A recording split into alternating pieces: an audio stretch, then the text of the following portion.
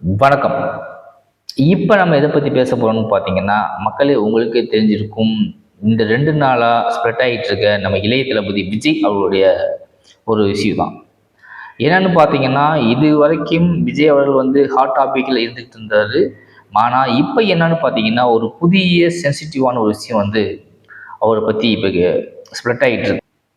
உங்களுக்கே தெரியும், நம்ம இளைய தளபதி சினிமாவில் நடிச்சிட்டு இருந்தப்போ பார்த்தீங்கன்னா, அவர் ஒரு பெரிய ஹீரோவோட அந்தஸ்தையும் பெரிய மார்க்கெட்டையும் கையில் வச்சிருந்தார். தளபதி அவர்கள் எப்போ சினிமா விட்டு அரசியல் களத்துக்கு வந்தாரோ அப்போ இருந்து பார்த்தீங்கன்னா அவருடைய நல்ல பெயர்களும் நல்ல குணங்களும் சித்தரிக்கப்பட்டு கதையாக தொடர்ந்துக்கிட்டே இருக்குது. உங்களுக்கே தெரியும், அவருடைய ஒவ்வொரு படத்துக்குமே சில பிரச்சனைகள் வந்து கொண்டே தான் இருக்கும். சர்ச்சையும் விஜய் அவர்களையும் பிரிக்க முடியாது அப்படின்ற ஒரு ஸ்டேஜுக்கு அவர் வந்துட்டார். இப்போ ரீசெண்டாக வந்த படத்தில் பார்த்தீங்கன்னா ஜனநாயகன் ஆடியோ லான்ச்சு கூட சொல்லியிருப்பாரு, சார் என் படத்தில் சும்மாவே எல்லா படத்துக்குமே பிரச்சனை பண்ணுவாங்க, இப்போ நான் அரசியலுக்கு வந்துட்டேன், அதுக்கப்புறம் ஒரு படம் நடிச்சிருக்கேன், இந்த படத்துக்கு எவ்வளோ பிரச்சனை வரப்போன்னு எனக்கே தெரியாது அப்படின்னு அவர் தற்செயலாக சொன்னார். சொல்லி முடிக்கிறதுக்குள்ளேயுமே அந்த படத்துக்குமே ஒரு பிரச்சனை வந்துருச்சு. ஸோ இப்படி விஜய் அவர்களையும் சர்ச்சையையும் பிரிக்க முடியாது அப்படின்ற ஒரு ஸ்டேஜுக்கு அவர் வந்துட்டார். இப்படி அரசியல் வந்ததுக்கு அப்புறம் பார்த்தீங்கன்னா அவர் நிறைய விமர்சனங்களுக்கு உள்ளானார். அதே மாதிரி நிறைய சர்ச்சையிலையும் மாட்டிக்கிட்டாரு. மேபி நம்ம ஒவ்வொரு மாநாட்டிலையும் பார்த்தீங்கன்னா அவர் பேசக்கூடிய கருத்துக்களுக்கு பொதுமக்களிடம் எவ்வளோ பெரிய பாதிப்பு ஏற்பட்டிருக்கு. ஸோ ரீசெண்டாக பார்த்தீங்கன்னா இப்போ ஒரு 41 பேர் இறந்தாங்க அப்படின்ற ஒரு நியூஸ் கூட வந்தது.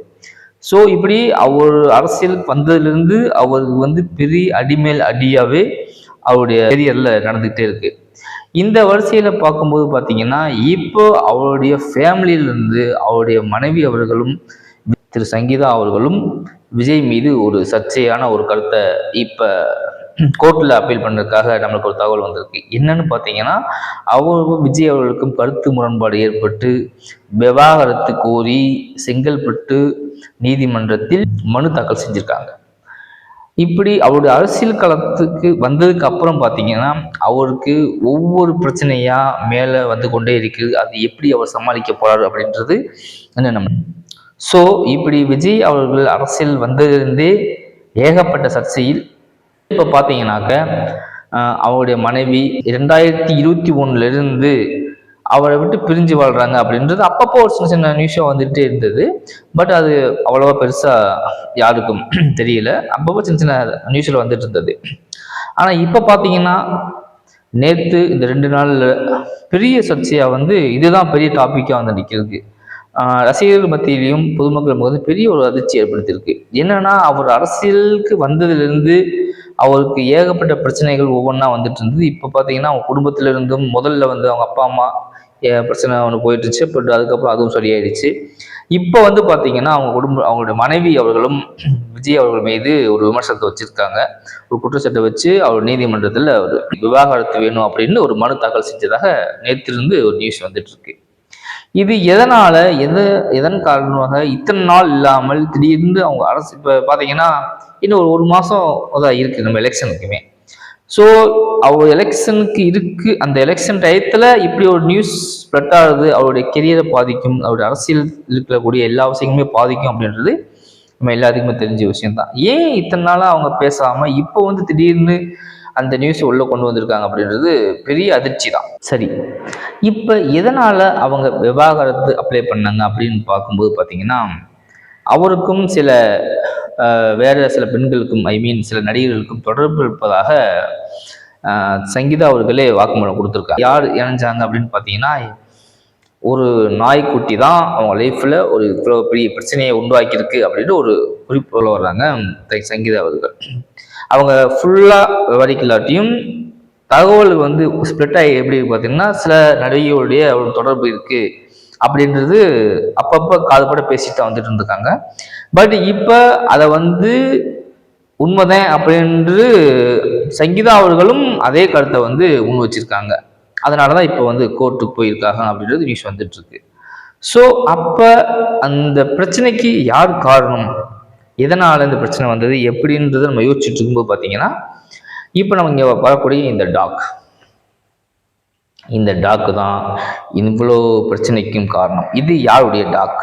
இந்த டாக்குக்கும் அந்த நடிகைக்கும் தளபதி விஜய் அவர்களுக்கும் என்ன சம்பந்தம், என்ன உறவு அப்படின்றதான் இப்போ ஹாட் ஆஃப் டாபிக்கா போயிட்டு இருக்கு. ஸோ இந்த பிரச்சனையில பார்த்தீங்கன்னா இப்போ சங்கீதா அவர்கள் விஜயுடன் ஒன்றாக இல்லை, ஒரு 5 வருடங்கள் பிரிஞ்சு தான் வாழ்ந்துட்டு இருக்காங்க. அவங்க லண்டன்ல தான் செட்டில் ஆயிட்டாங்க, லண்டன்ல தான் அவங்க இருந்திருக்காங்க அப்படின்ற ஒரு நியூஸுமே வந்துட்டு. இதுக்கு விஜய் தரப்புல இருந்து எந்த ஒரு தளபதி விஜய் அவருடைய தரப்புல இருந்து எந்த ஒரு விளக்கமும் இது வரைக்கும் வந்ததில்லை. நம்ம அதை பத்தி நம்ம கேட்டுக்கிறதும் இல்லை. என்னன்னா அது வந்து அவங்க ஃபேமிலி மேட்டர்ஸ், ஃபேமிலி இஷ்யூஸ். அரசியலுக்கு வந்திருக்காரு, பொலிட்டிஷியனை மாறிட்டாரு. ஸோ இப்போ வந்து அவருக்கு அடிமேல் அடி விழுகிற மாதிரி எல்லா பக்கமும் நெருக்கடி வந்துட்டு இருக்கும்போது அவங்க குடும்பத்துல இருந்து இத்தனை வருஷமா 26 வருடங்களாக கூட இருந்த அவங்க மனைவி 1999 வருடமே திருமணம் ஆயிருக்கு. இது ஒரு லவ் மேரேஜ் தான் அப்படி என்று நம்ம எல்லாருக்குமே தெரியும். அவங்க வந்து சங்கீதா அவர்கள் வந்து விஜய் அவர்களோட இன்டர்வியூ பேட்டி எடுக்க வந்து அதிலிருந்து அப்ரோச் பண்ணி அது கூட லவ் பண்ணி மேரேஜ் பண்ணிட்டாங்க அப்படின்றது எல்லா விஷயமே தெரிய விஷயம்தான். அப்படி இருவரும் லவ் பண்ணி இண்டஸ்ட்ரியில் ஒன்று சேர்ந்தவங்க. இந்த அவங்க மனைவி அவர்கள் மீது இப்படி ஒரு தாக்குதல் வைக்கும் போது தான் அது ஒரு ரசிகர்கள் மத்தியில் பெரிய அதிர்ச்சியும் பெரிய குழப்பத்தையும் உண்டு பண்ணிடுது. ஆனால் அவருடைய பொலிட்டிஷியன் ஸோ அடுத்த மாதம்தான் எலெக்ஷன் இருக்கு, அந்த எலெக்ஷனுக்கு முன்னாடி கேம்பெயின் பண்ணிட்டு இருக்காரு. இப்போ அவருக்கு இப்படி ஒரு நெருக்கடி வந்துச்சுன்னா அதை எப்படி அவர் அதுலேருந்து தப்பிக்க போறாரு? அவருடைய அரசியல் களத்தில் இது வந்து பெரிய தாக்கத்தை ஏற்படுத்துமா? என்ன செய்ய போறாரு அப்படின்றது பெரிய திருமண வாழ்க்கையில் இடையில் வந்து அவங்கள வந்து டார்கெட் பண்ணக்கூடிய அந்த நபர் யார் அப்படின்ற கேள்வி தான் இப்போ எல்லார் மனசுலையும் ஓடிட்டு இருக்கு. சில பேரை சொல்றாங்க, சில பேர் இன்னொரு சில பேரை சொல்றாங்க. இப்படி ரெண்டு மூணு பேர் ஆக்டருடைய பெயர்கள் வந்து அடிபடுகிறது. ஆனால் பட் அது இன்னும் யாரு அப்படின்றது அவங்களும் சங்கீதா அவர்களும் தெளிவாக இன்னும் நம்மளுக்கு விளக்கம் சொல்லலை. அது தேவை என்றால் நான் அது யார் என்றும் நான் சொல்லுவேன்னு சொல்லி முடிச்சிருக்காங்க.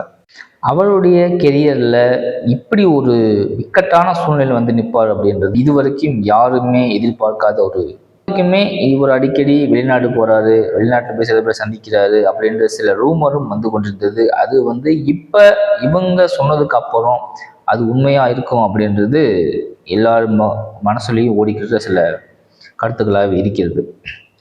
ஸோ இந்த பயணத்துக்கும் இந்த இமேஜுக்கு பின்னாடி இருக்கக்கூடிய அவங்க யார் அப்படின்றதான் இப்போ ஹாட் ஆஃப் டாப்பிக்காக போயிட்டுருக்கு.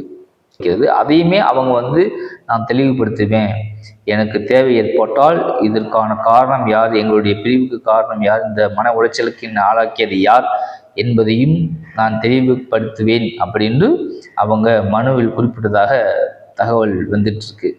ஸோ எது எப்படி இருக்க அவங்க இருவரும் மறுபடியும் இணைந்து வாழ வேண்டும் என்பதே நம்ம எல்லாருடைய ஆசையும்